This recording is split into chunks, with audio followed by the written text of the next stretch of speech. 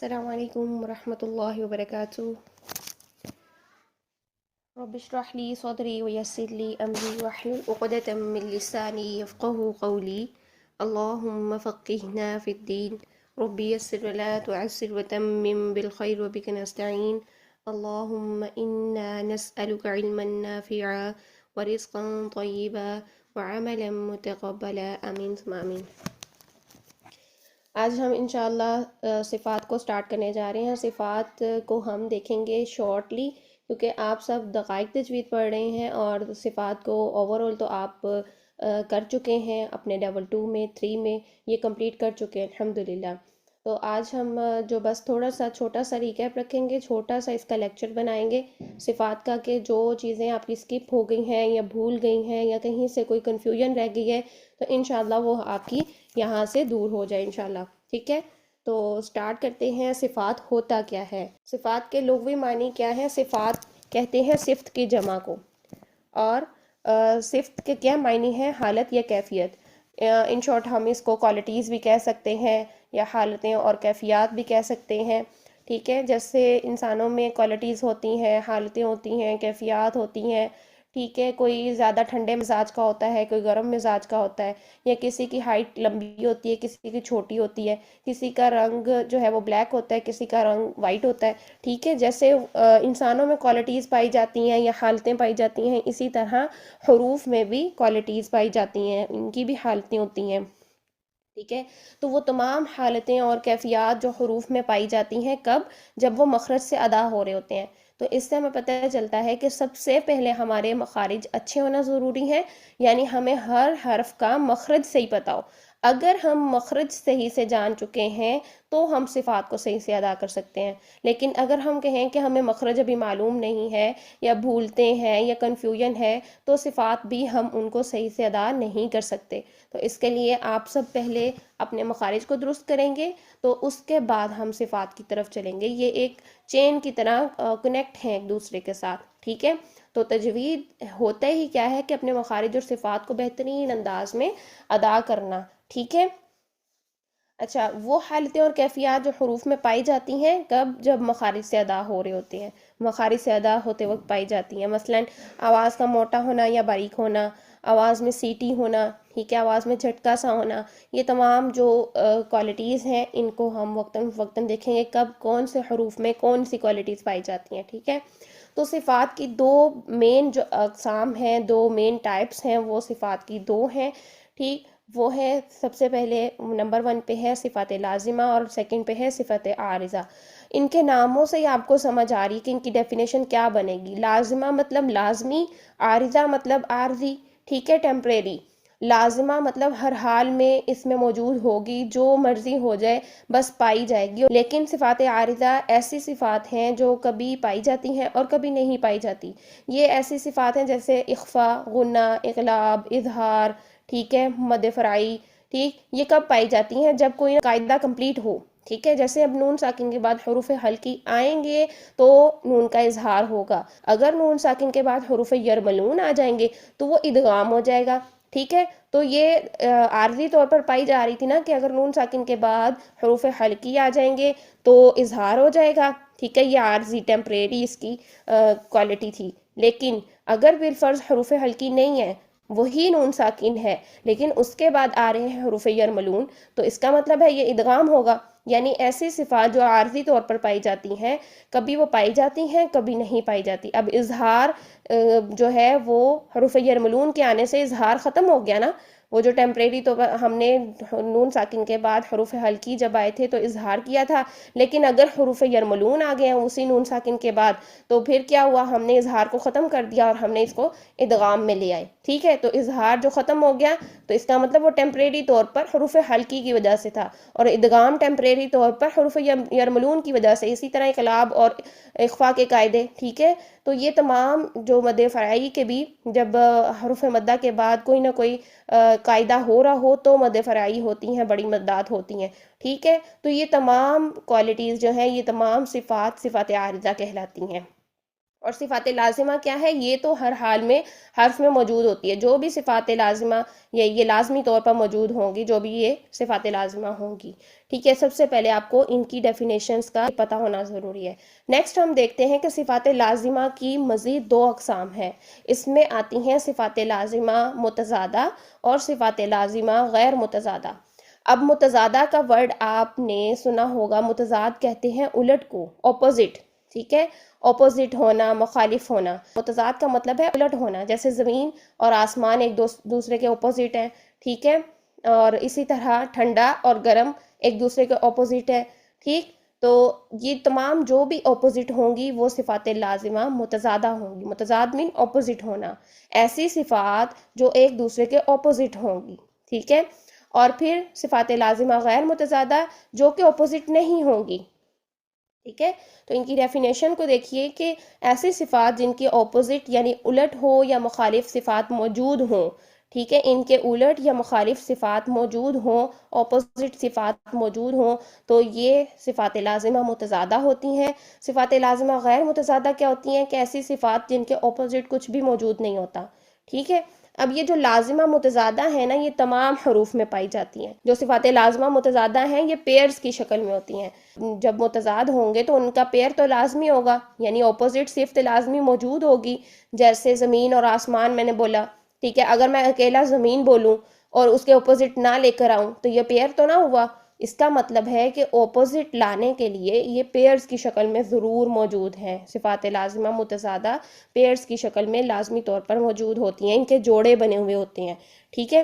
اور صفات لازمہ غیر متضادہ ان کے جوڑے نہیں ہوتے، ان کے پیئرز نہیں ہوتے، یہ بس اکیلی کے صفات ہوتی ہیں، بس جس حرف میں پائی جاتی ہے بس اسی حرف میں موجود ہوتی ہے۔ اس کے لیے ضروری نہیں ہے کہ پورے 29 حروف کو ہم نے ڈیوائیڈ کرنا ہے، لیکن جو صفات لازمہ متضادہ ہیں ان میں پورے 29 حروف ان پیئرز میں ڈیوائیڈ ہوتے ہیں۔ بالفرض میں کہتی ہوں اگر 7 حروف موٹے ہیں، ٹھیک ہے، 7 حروف، یہ سب کو معلوم ہے کہ 7 حروف موٹے ہیں۔ اگر میں کہوں کہ 7 حروف موٹے ہیں تو موٹے کا اپوزٹ جو ہے وہ باریک ہے، ٹھیک ہے۔ موٹا اور باریک دونوں ایک دوسرے کے اپوزٹ ہیں۔ اس کا مطلب ہے کہ اگر 7 حروف کو ہم نے موٹے حروف میں شامل کیا تو باقی کے جتنے حروف ہیں 22 حروف، 22 حروف کو ہم نے باریک حروف میں شامل کرنا ہے، ٹھیک ہے۔ تو یہ ضرور ضرور ڈیوائیڈ ضرور ہوں گے، یہ تمام 29 حروف کو ہم ڈیوائیڈ ضرور کریں گے جتنے بھی یہ پیئرز ہوں گے، ٹھیک۔ عام طور پر جو تمام قراء کے نزدیک صفات بہت ساری ہیں، لیکن ہم جو یہاں پر صفات لیں گے وہ انہی صفات کو لیں گے جو کہ مشہور ہیں، معروف ہیں، ٹھیک ہے، اور جن کا ادائیگی میں کچھ نہ کچھ ورکنگ موجود ہے، ٹھیک ہے۔ اگر آپ دیکھیں کہ ہماری ادائیگی میں کتنے صفات کے جوڑے آئیں گے تو وہ صرف اور صرف 4 پیئرز کو ہم لیں گے۔ قول السدید میں آپ دیکھیں تو 5 پیئرز ہمیں وہاں پر ملیں گے، لیکن ہم یہاں پر دقائق تجوید کے اعتبار سے اپنا کردار رکھتے ہیں، وہ ہم صرف اور صرف 4 پیئرز کو رکھیں گے، ٹھیک ہے، اطلاق اور اسمات کو ہم نہیں لیں گے، ٹھیک۔ تو یہ 4 پیئرز کو ہم لیں گے، ٹھیک ہے، ہم 4 جوڑوں کو لیں گے صفات لازمہ متضادہ میں سے، ٹھیک ہو گیا۔ ابھی تک یہاں پر آپ نے صرف پہلے یہ سمجھنا ہے کہ لازمہ متضادہ کیا ہیں اور غیر متضادہ کیا ہیں۔ متضادہ ایسی صفات جن کے اپوزٹ کوئی نہ کوئی صفت موجود ہے، تو ظاہری بات ہے وہ پیئر ضرور ہوگا، پیئر ہوگا تو اپوزٹ صفت موجود ہوگی۔ اگر ایک حرف ایک کوالٹی میں ہے تو باقی 28 حروف دوسری کوالٹی میں ضرور موجود ہوں گے۔ کہتے ہیں پیئر میں سے کسی ایک کوالٹی میں 5 حروف موجود ہیں تو اس کا مطلب ہے کہ 24 حروف اس کی اپوزٹ کوالٹی میں موجود ہوں گے۔ تو یہ ہر حال میں ہم نے ڈیوائیڈ کرنا ہی کرنا ہے 29 حروف کو ان پیئرز میں۔ تو آج ہم دیکھیں گے سب سے پہلا والا پیئر صفات لازمہ متضادہ کا۔ پہلے ہم صفات لازمہ متضادہ کریں گے، اس کے بعد ہم صفات لازمہ غیر متضادہ کریں گے۔ تو پہلا پیئر ہے ہمارا ہمس اور جہر کا۔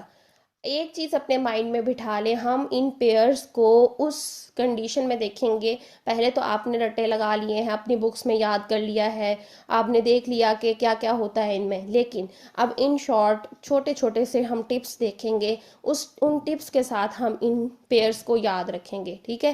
ہمس اور جہر میں جو مین تعلق ہے وہ ہے سانس کا، ٹھیک ہے، سانس جاری رہے گا یا سانس رک جائے گا، ٹھیک ہے۔ اس پہلے پیئر میں ہمس اور جہر میں جو تعلق ہے وہ ہے سانس کا، کہ سانس جاری رہے گا یا سانس رک جائے گا۔ اب وہ کیسے جاری رہے گا اور کیسے رک جائے گا اس کو ہم انشاءاللہ دیکھتے ہیں۔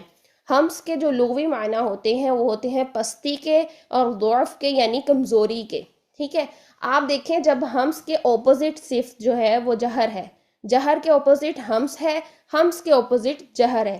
جب ہم نے اپوزٹ کی بات کر لی، جب ہم نے کہہ دیا کہ یہ اس کے الٹ ہے، تو اس کا مطلب ان کے معنی بھی الٹ ہو جائیں گے۔ کیسے؟ پستی کے الٹ ہم کریں تو وہ بلندی بن جائے گا، ٹھیک ہے۔ ضعف یعنی کمزوری کا الٹ کریں تو وہ قوت بن جائے گا، ٹھیک ہے۔ تو آپ کو اگر ایک بھی پیئر میں سے کسی ایک کوالٹی کے بھی میننگ یاد ہے، آپ دوسری اس کی اپوزٹ کوالٹی کا خود بخود میننگ نکال سکتی ہیں۔ بالفرض آپ کو ہمس کے میننگ یاد ہے لیکن جہر کے میننگ نہیں یاد، اس کے لغوی معنی آپ کو یاد نہیں ہے، تو آپ کیا کریں گے؟ آپ کو ہمس کے لغوی معنی یاد ہیں کہ پستی اور کمزوری، ٹھیک ہے۔ آپ اس کا اپوزٹ لیں، پستی کا اپوزٹ بلندی اور کمزوری کا اپوزٹ قوت، ٹھیک ہے۔ یہ دونوں ایک دوسرے کے اپوزٹ ہیں، تو اس طریقے سے آپ ان کے معنی یاد رکھ سکتے ہیں، ٹھیک ہے۔ اب دیکھتے ہیں ان کی ادائیگی میں کیا تعلق ہوتا ہے۔ ہمس والے جتنے بھی حروف ہیں جب ہم انہیں ادا کرتے ہیں تو آواز مخرج میں پستی اور کمزوری سے ایسے ٹھہرتی ہے کہ سانس جاری رہتا ہے۔ اب پستی اور کمزوری ہم کہاں سے لے کے اس کے معنی سے لے کر آئے ہیں۔ آواز سلو ہوتی ہوتی ہوتی ہوتی ایسے اپنے مخرج میں ٹھہرے گی کہ اس میں سانس جاری ہو جائے گا، ٹھیک ہے۔ آواز کی ڈائریکشن ہم سلو کرتے کرتے ایسے اس کو ٹھہرائیں گے جیسے کہ ہمارا جو ہے وہ سانس جاری رہے، ٹھیک ہے۔ ایف ایس ایس، ٹھیک، اس طریقے سے۔ اور اگر ہم جہر کے حروف کو دیکھیں تو آواز ان حروف کو ادا کرتے وقت آواز اپنے مخرج میں، مخرج کی بات ہو رہی ہے یعنی جو بھی حرف آپ نے ادا کرنا ہے، جیسے ہمس کے اگر 10 حروف ہیں ان میں سے جو بھی آپ جو بھی حرف لے رہے ہیں اس کا مخرج، ٹھیک ہے۔ اسی طرح جہر کے اگر باقی 19 حروف ہیں تو جو بھی آپ حرف لے رہے ہیں اس کا مخرج، ٹھیک ہے۔ آواز مخرج میں بلندی اور قوت کے ساتھ ایسے ٹھہرتی ہے کہ سانس بند ہو جاتا ہے، ٹھیک ہے۔ کیسے؟ اد، دیکھیں جیم کو، ٹھیک ہے۔ اور اس طرح آپ باقی کے حروف کو بھی دیکھ سکتے ہیں، اب، اد، اب، ٹھیک ہو گیا۔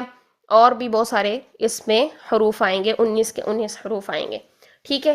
اب دیکھتے ہیں اس کا مجموعہ۔ آپ لوگوں نے کیا کرنا ہے کہ پیئر میں سے کم سے کم ایک کوالٹی کا آپ نے مجموعہ یاد کر لینا ہے۔ اس مجموعے میں جتنے بھی حروف ہیں ان حروف کے علاوہ باقی سارے حروف دوسری کوالٹی میں اپوزٹ میں پائے جائیں گے، ٹھیک ہے۔ اب اس کا مجموعہ یاد آپ کر لیں، فحثہ شخص سکت، ٹھیک۔ یہ 10 حروف ہیں ٹوٹل، فا ہا ثا ہا شین خا صاد سین کاف تا، ٹھیک ہے۔ یہ ٹوٹل ہمارے پاس 10 حروف ہیں۔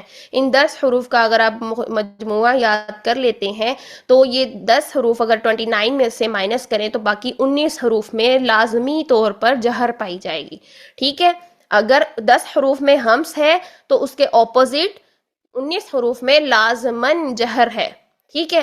اگر ہم ان 10 حروف میں سے کسی ایک میں بھی ہمس جاری نہیں کرتے، بالفرض میں نے فا میں ہمس جاری نہیں کیا، ہمس نہیں کریں گے تو اس میں کیا ہوگا؟ اس میں اپوزٹ صفت آ جائے گی، اس میں جہر آ جائے گی، ٹھیک ہے۔